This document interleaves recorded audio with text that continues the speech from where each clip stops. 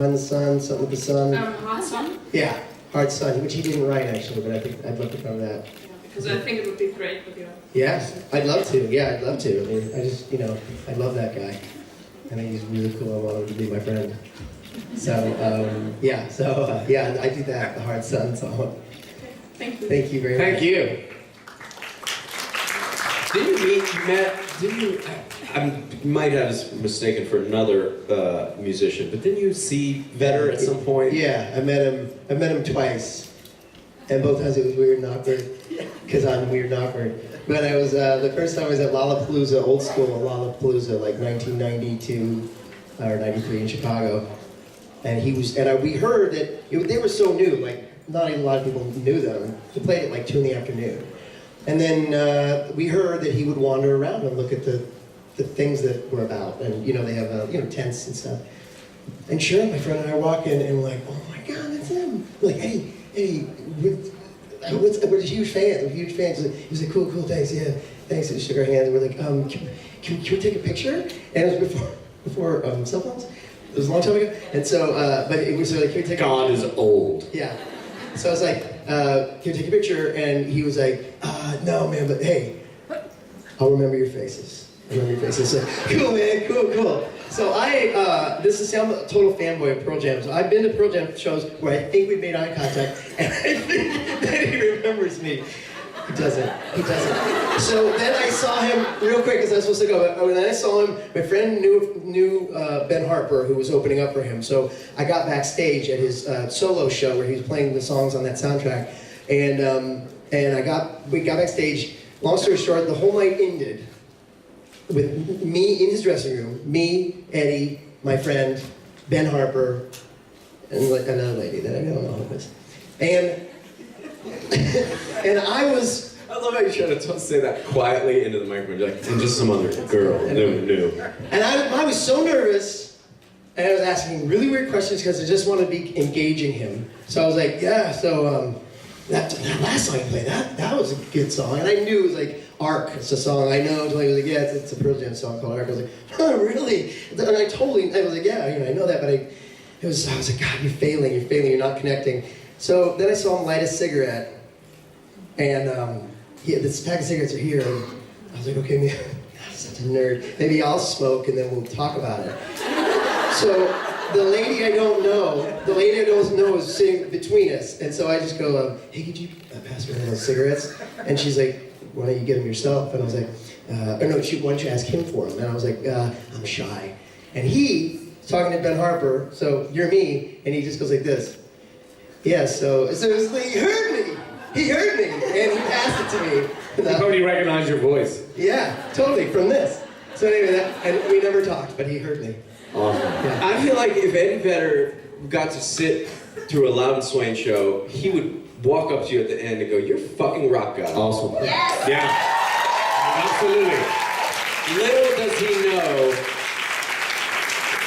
Little does Eddie Vedder know, he has respect of one of the great musicians of my lifetime, as far as I'm concerned. So he should be appreciative and always share his cigarettes. Yeah.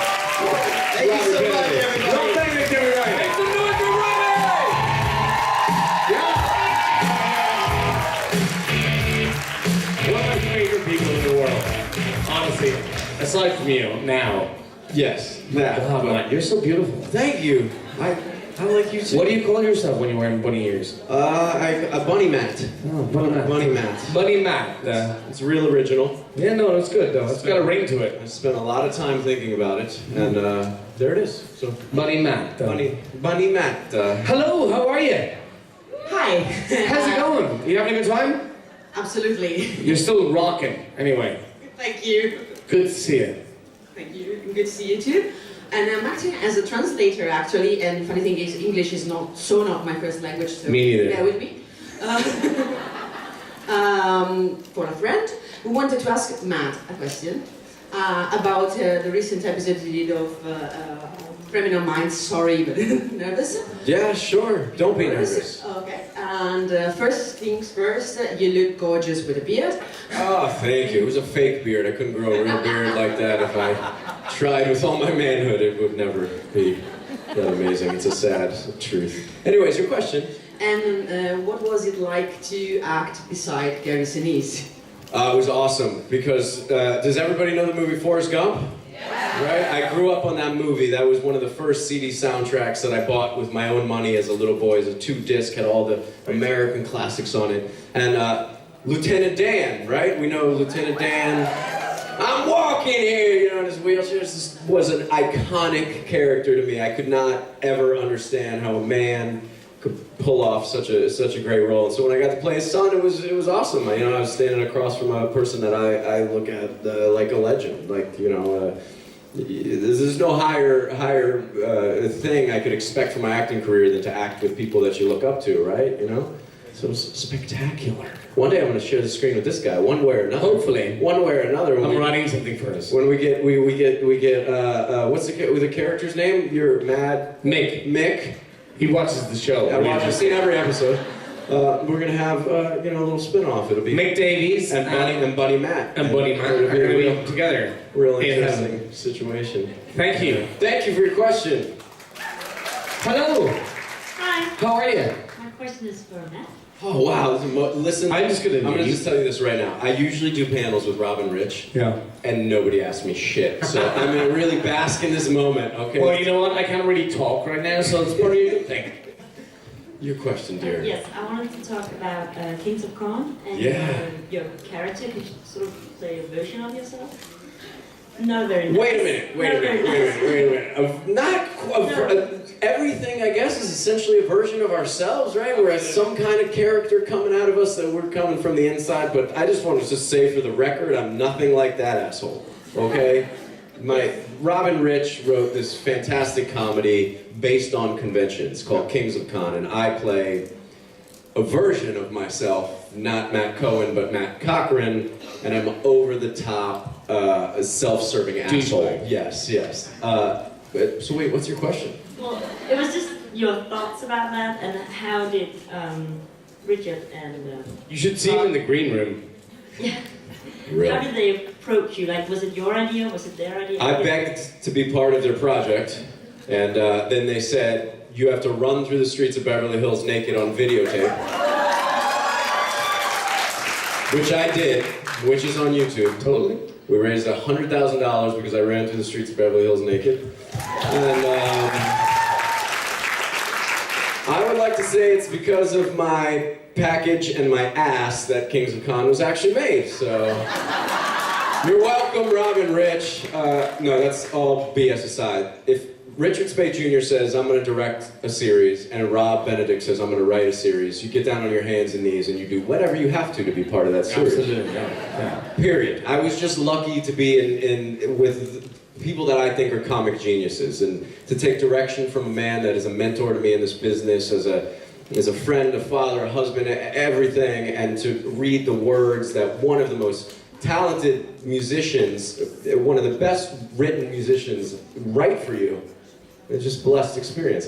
I'm super lucky to be that asshole, you know? Mm-hmm. Thank you. Thank you. Thank you. Hi, over here. How's it going? Thank You having a good time? you. Yeah, really good. Sorry, it's for Matt again. Holy shit. I gotta walk up to this is such a big deal. I'm out of here. You stay right there. this is the third question. It might be the last question I ever get asked at a con. I really want to milk this moment. Hi, how are you? Nice to see you. Your question. What's the type of production like between General Hospital and Supernatural? Is it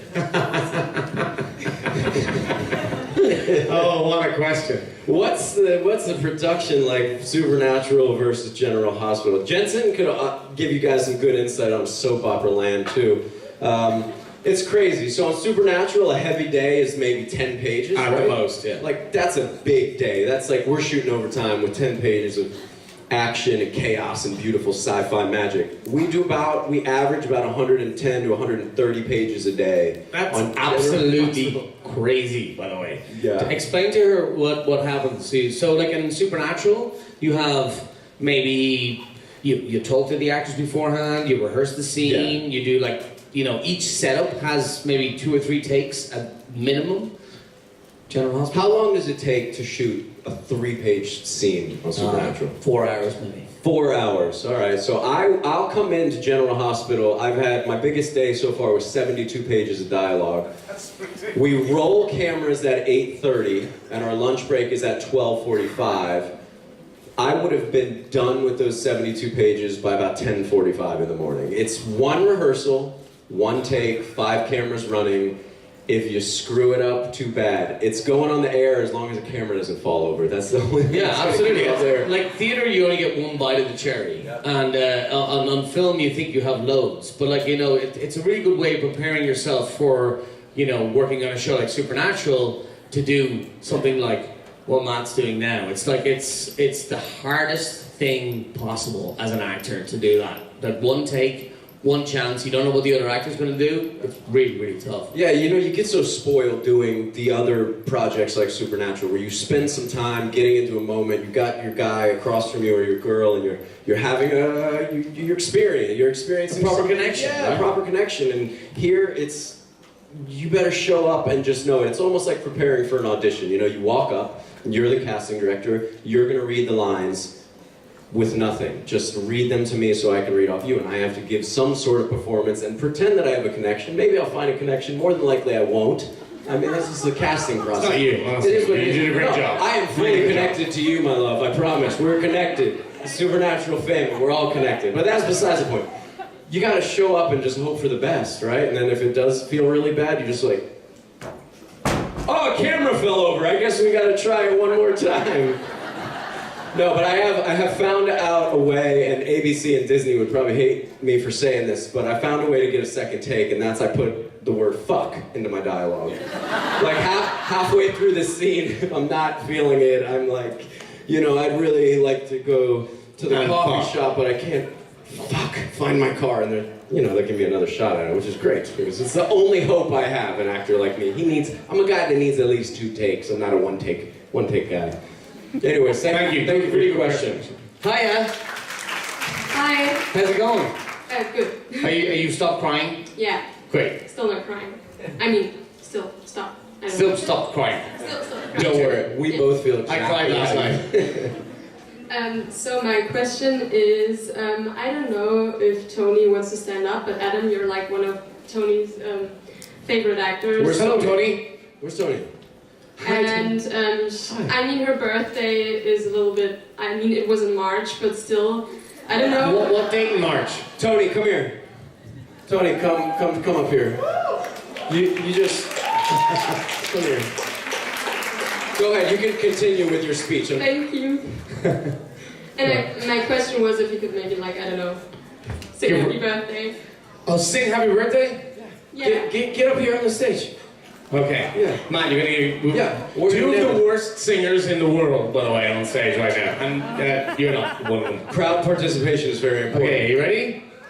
On the count of 3. 1, 2, 3.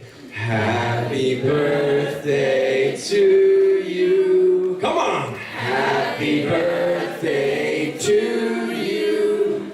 Happy birthday, dear Tony. Yeah! Happy birthday to you.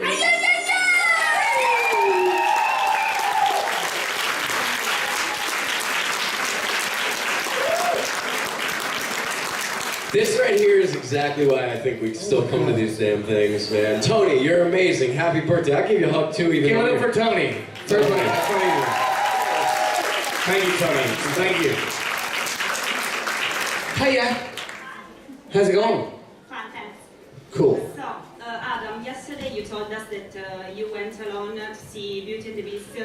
Don't rub it in, but yeah. My question is, if you could be any character of Beauty and the Beast, which one would you be? And the same is for you, Matt. Yeah, I don't know. Like I've got an affiliation for the clock for some reason. I'm a big fan of the toaster. Oh, yeah. I didn't see the new movie. Is she talking about the new movie? The right? new movie, yeah. But the piano that shoots the piano keys, yeah, I think that's him. In the original, I'm trying to think about the original. I can't really remember because, if I'm honest, it's not one of my favorite Disney cartoons. Jesus. How was the remake? I heard it was pretty Well, damn we good. talked about it yesterday, and I'm going to bore these people, but you know, I'm a big fan of the animation of the original, and like, you know, the cartoons really rocked my world, and so the new one is kind of it's live action, obviously, and the animation is incredible. It's like, it's the way they animate the piano and the clock and everything. Is it Beast animation, or is Well, yeah, kind of. That's the only thing that kind of like splits it. But yeah, it ruins that thing for me, that animation thing. Like, so I think Beauty and the Beast should always be this cartoon that you look at, you know, and it's not that. And you know, as we said yesterday, Aladdin is one of my favorites, and they're making that now. So I'm just kind of live action. Yeah. Holy shit! I don't know. Like I might be able to cast as the rug, the carpet.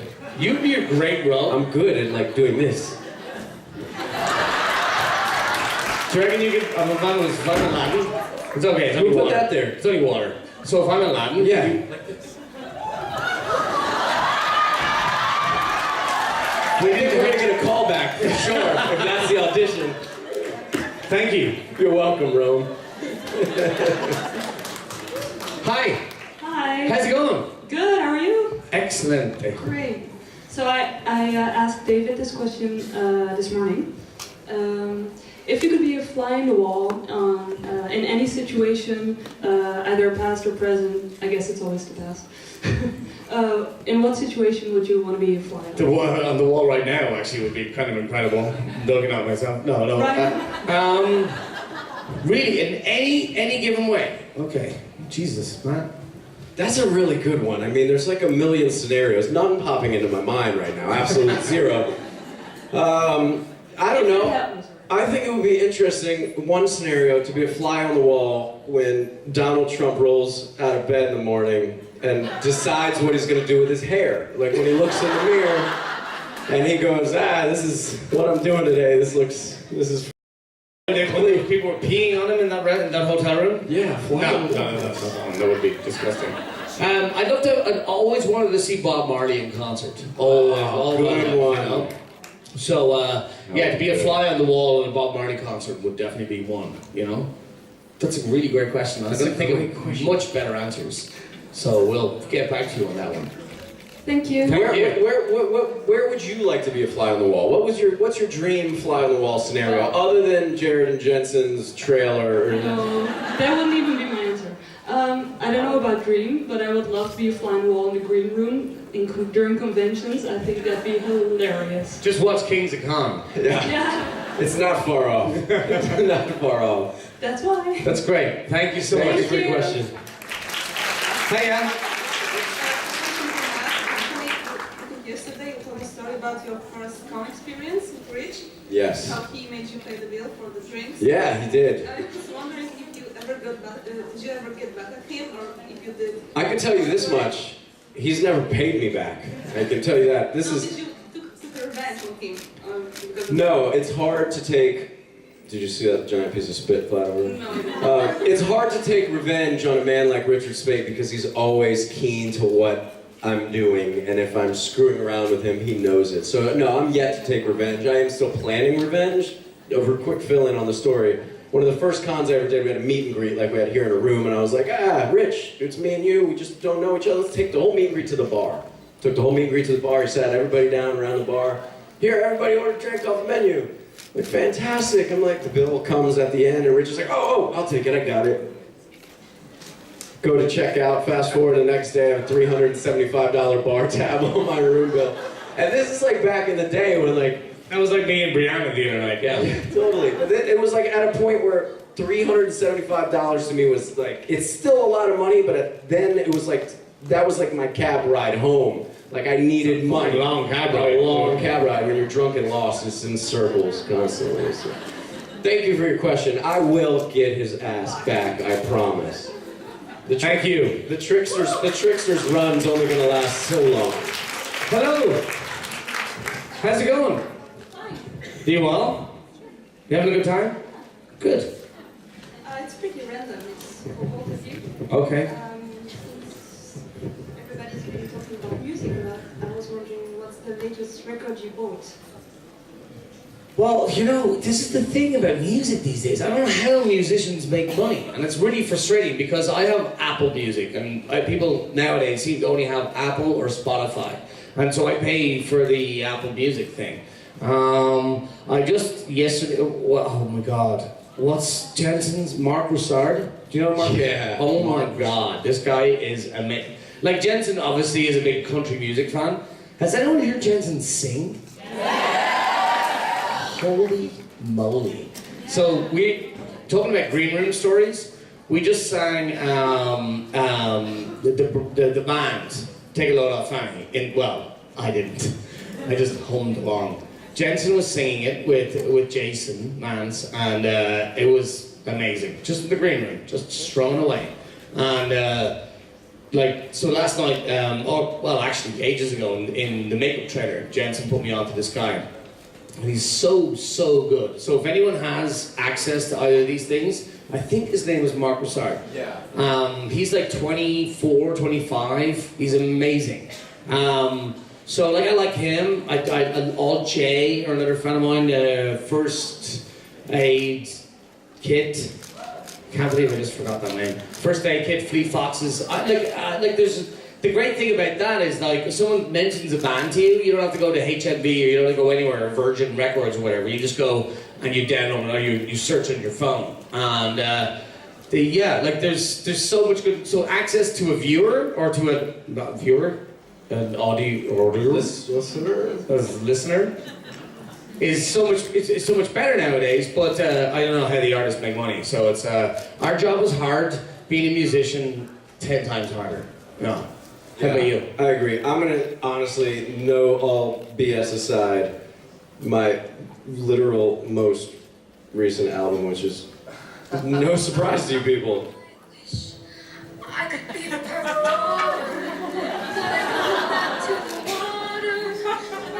And like, I'm gonna check out the guy with a 2-year-old. Yeah. I'm gonna show you how honest it is. Look, there's my recently added. It's Drake, More Life, which is a horrendous album by Drake, who used to be a friend of mine, and all of his other albums I'm a huge fan of. I think this one sucks. And then number one, Moana. This is my most recently purchased album. And I may not buy another album for months, so prepare to sicken yourself with me singing Moana. Why don't you sing the song? What's the first line again? I forgot. I don't know. Wait, I'm gonna come up with it. No, I don't remember it. What is it? There's a line in the sky, and then something reminds me how far I'll go. I don't think that's right, but I want it to be so bad. There's a line where the sky meets the sea, and calls me. Awesome. Not calling. That's what I got, buddy. That's all I got. I'm trying to learn the Rock You're Welcome song, but give me some time on that one. He's just got the charisma that I'm still working on. Awesome, dude. Come on, next Thank you so much. How are you? Are you having fun? Yes. It's almost over. It's terrible. Over. I can't believe it. I know. Shh. Sorry. No. Yeah. Bring it my down, Adam. question is for Matt. This is the best day of my life. Yeah, me too. Thanks. I'm glad I'm here to share it with you. So obviously Jeffrey Dean Morgan did a great job as John, and But did you? But you were great too, of course. And half John girl, you know, one of the few. How did you go about following that? I prayed very much, and then I realized that I'm preceding him in my first appearances as John. So I thought, hey, he better act like me. You know, I'm laying the groundwork. You set the road, man. Listen, I purchased Baby. It could have been Volkswagen Bus, and it could have been a very different show. Good job, by the way. It was a really good purchase. We were at the car lot, and I was all for the Volkswagen Bus. I mean, as Matt Cohen would be, I would take the Volkswagen Bus. I love the Impala. Thank God for Dean. But Dean came in. You know, Dean came in. You know something about cars?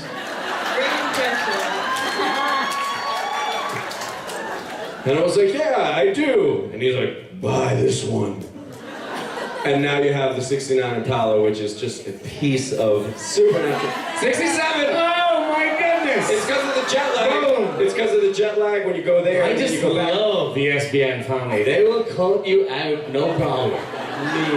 How could I not Don't know touch this my year? The guy told me it was a 69. I knew it was a 67. Thank you. Confused Awesome. with facts. Hello. Hello, my question is for Adam. How you doing? Sorry, Matt. Don't apologise to them. It's the 18 question. It's okay. I asked you about it in the autograph session, but I wondered if you could talk a bit about being Erica and your best experience on that show. Oh, wow. Thank I you. loved it, and my friend loved it. It's her birthday today. Oh my God, happy birthday. Who's the birthday girl? Throw your hands up in the air. No, higher. Happy birthday. Well, virtual hug. Happy birthday.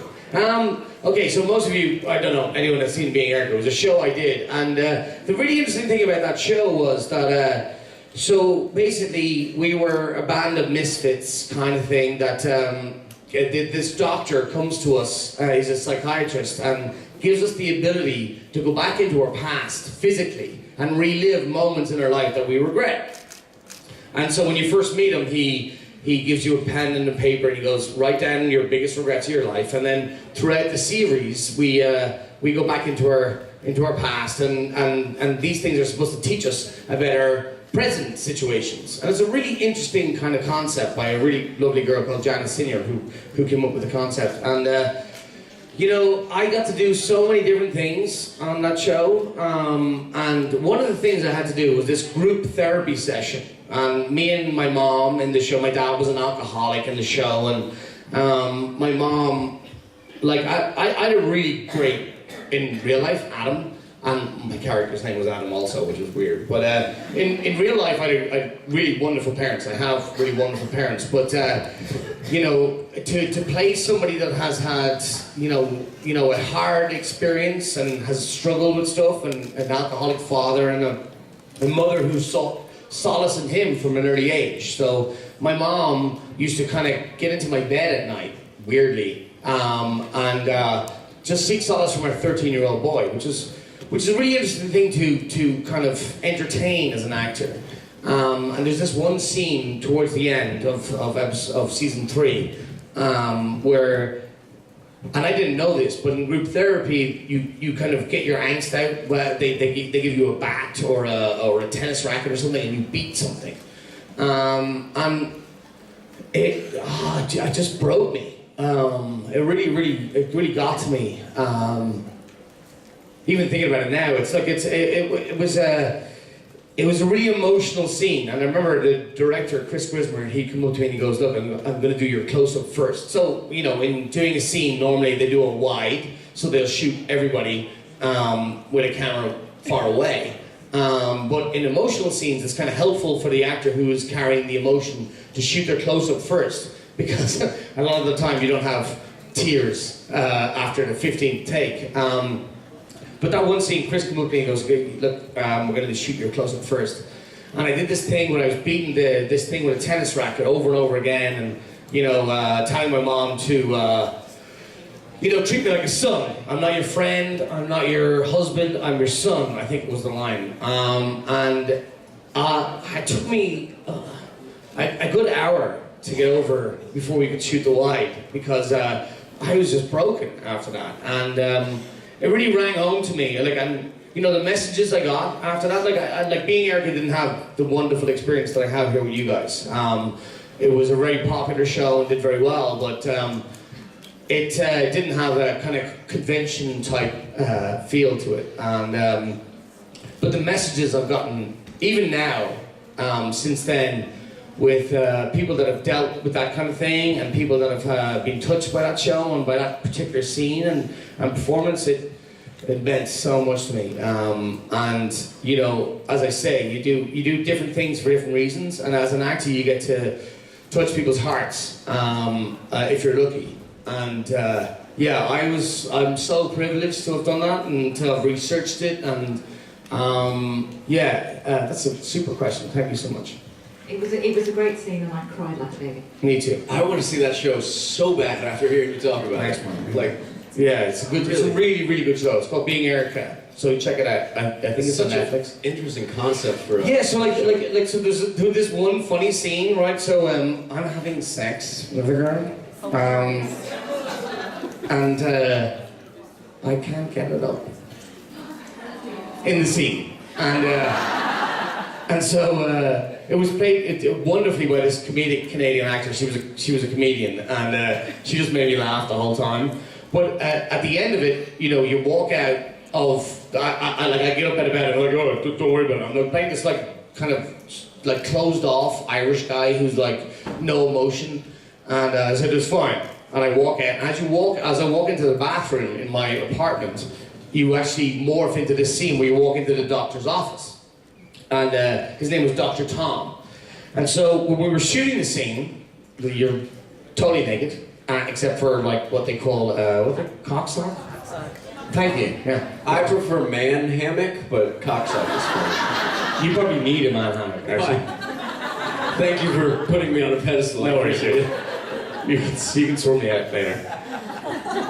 With money. If you can't tell, we like each other. These two right here. You're gonna see a lot of this guy. So anyway, so the camera crew are behind.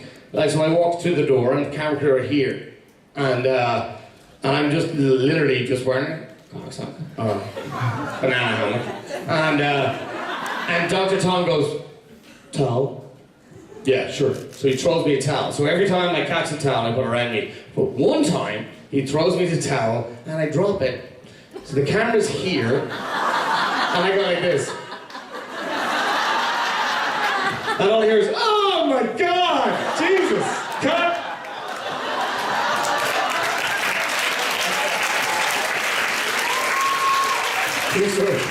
I just want to say for the record, I wanted to see the show bad before. Now I gotta see it now. It's like the next thing on my watch list. For sure. I think I have the outtake. Please. Hello, Coco. Yes. How are you? I'm pretty well. I will not ask you to sing. Thank God. That's what everyone just said, by the way. Well, I couldn't decide what to ask, but actually, I've heard that when you're acting and pulling emotion from certain, for a certain scene, there's a couple of schools of thought. One is that you think of some experience that has happened to you already, and to get that emotion, or when you're playing an emotional part, do you really get into that character so much that that is actually what is happening? So what do you... That's a really interesting question, and it's like it's one of those great mysteries in acting, whereby the first thing you were talking about is called substitution. So I thankfully never had someone close to me pass away. Well, I have, but like not in my immediate family. But I've had to play that, and so you think about things that upset you, things that have really touched you as a person. Like it might be a girlfriend breaking up with you, or it might be your dog dying. And it's stuff that really make you feel something. And we've all felt stuff. And the other thing that you're talking about is like a Daniel Day-Lewis type stuff. There's a story about Daniel Day-Lewis that he will never do stage again because he was doing, I think, Hamlet or something, and he was on stage in the UK, and his dad passed away, I think, years ago, and there's a bit with the ghost, the ghost, and he saw his dad apparently, and he freaked out. And I know this story because I worked with a costume designer that was on that show, and she said they had to get a stand-in to go in, or his what's it called in theatre again? Fuck yeah, thank you. It's been so long since understudy. Oh, that's right. And they had to get his understudy to do the second hour of the show, and she was saying that they had to go into his room and pull off his boots, and he was as Daniel Day-Lewis does, he gets into his own head. I don't know if you've ever seen My Left Foot or whatever. He really, really does it. And you can call it method or whatever you call it, but it's just it's acting is so subjective. It's how you feel yourself, and you can call it Meisner or Stanislavski and all these great acting coaches and thinkers of all time. But it's really personal. It's like, so you learn as an actor to hone your own skills and to cherry pick from all these different people. And whatever works for you, works for you. And it's about, and I think you become a better actor when you find out what that is. And that's, Ian McKellen never was able to cry on stage or on set until he came out as a gay man. 49, I think he was. And he's one of the greatest actors of all time. And he said it in a podcast that I was listening to, and he was like, no, as soon as I came out, I was able to cry. And I think that says a lot about us as people and us as actors, that you've got to be, once you're true to yourself and once you kind of understand what it is about yourself and why you're doing what you're doing, it's just a great release. It's a really good question.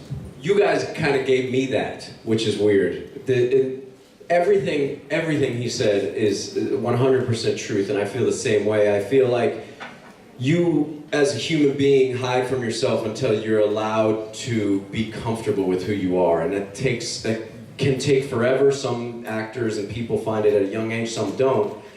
I was raised by a single father, and I was raised tough, and I was raised by mechanics, and I was raised to never cry. And so I started acting at 24 years old, and I studied with somebody, and they kind of told me all those things that you just said. And I said, oh, so I can start to figure out how to be who I am, whoever the hell it is. And so for 25 years, I held back every emotion. I held everything inside. I turned every single emotion that I had into anger. Everything. Happiness was anger, love was anger, sadness was anger. And then being here, and this is so weird, and I'm not just kissing ass, you guys have heard me say this before, you read about it in that chapter in that book. I realized when I first sat on this stage and I was that closed down person that I didn't have to be this person anymore. And through Rich and Rob and going through all the things that we've gone through together, meeting you, we've had experiences just this weekend that you realize who you are and who you're allowed to be. It's okay. It's okay. And once you have that, every emotion you have comes right out. It comes out of your body all the time. It's a lovely way to live your life. We should all just be able to do it, accept the fact that we're all weirdo, screwed up people. That is the beauty of humanity. That's what we are. Really good. Really good. Thank you so much. That's pretty good. And just, on that note, we're being kicked off. On that note, we're being kicked off. Well, I'm not going. I'm not leaving. Who's coming up next? Oh, wait. Are we all leaving? Oh, we're being kicked off. This is our last roll, but we don't get off the stage. This is our last roll. Hey, guys, you guys love you.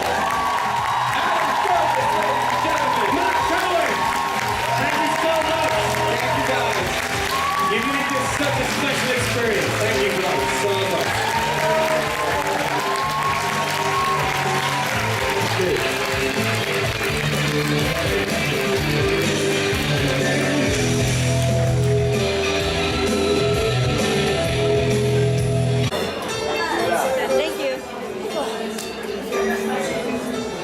Thank you. Thank you. Thank you.